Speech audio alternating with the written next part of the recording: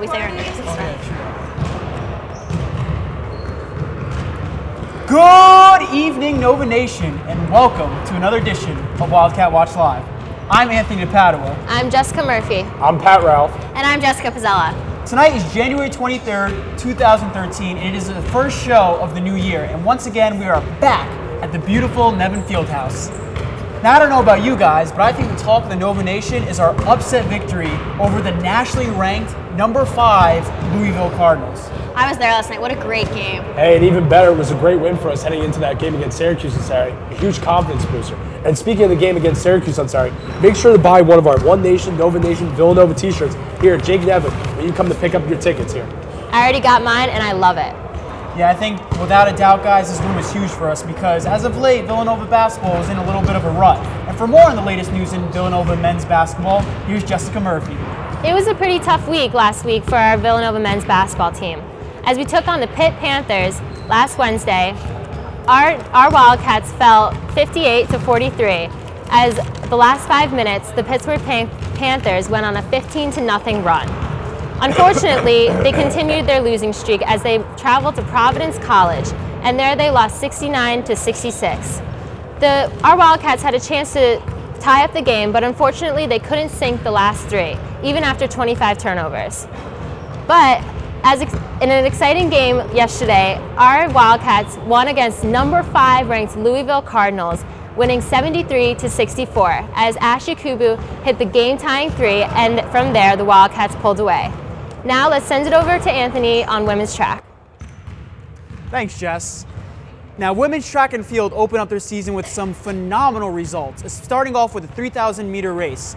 Junior Emily LaParry captured first place, dashing her way to a stunning finish. And also, sophomore pole vaulter Alexandra Wasik got some serious airtime as she also captured first place in her event, which overall contributed to Nova's 75 points, which landed them a 3rd place finish overall with their team. So needless to say, track and field is off to a great start. And now for the latest news in women's basketball, here's the man with 2 first names, my friend and yours, Pat Ralph. Thanks, Anthony. Coming off capturing their 2nd straight Big 5 title with a win over the University of Pennsylvania last week, the Wild women's basketball team returned home to Big East Conference play to take on the University of South Florida Bulls here at Villanova this past Saturday. In a stunning fashion, the Wildcats pulled out a 52-49 victory over the Bulls to move to 4-0 in conference play.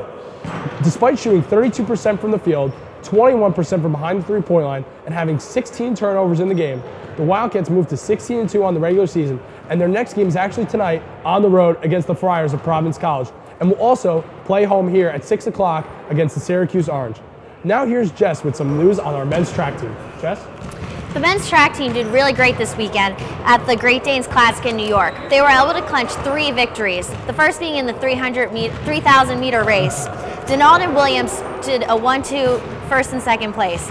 Following the 1-2 trend in the 5,000-meter race, Trainer and Kane also took the victories. The last victory was from Tolley, who won first place in the mile. This put Villanova overall in 3rd place.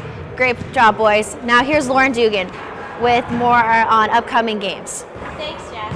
In the middle of their winter seasons, the Wildcat action is packed with Big East play and heated with some classic rivals. Hoping to foster another upset, the men's basketball team prepares to take on the number 6 Syracuse Orange on Saturday back at the Wells Fargo Center at 11.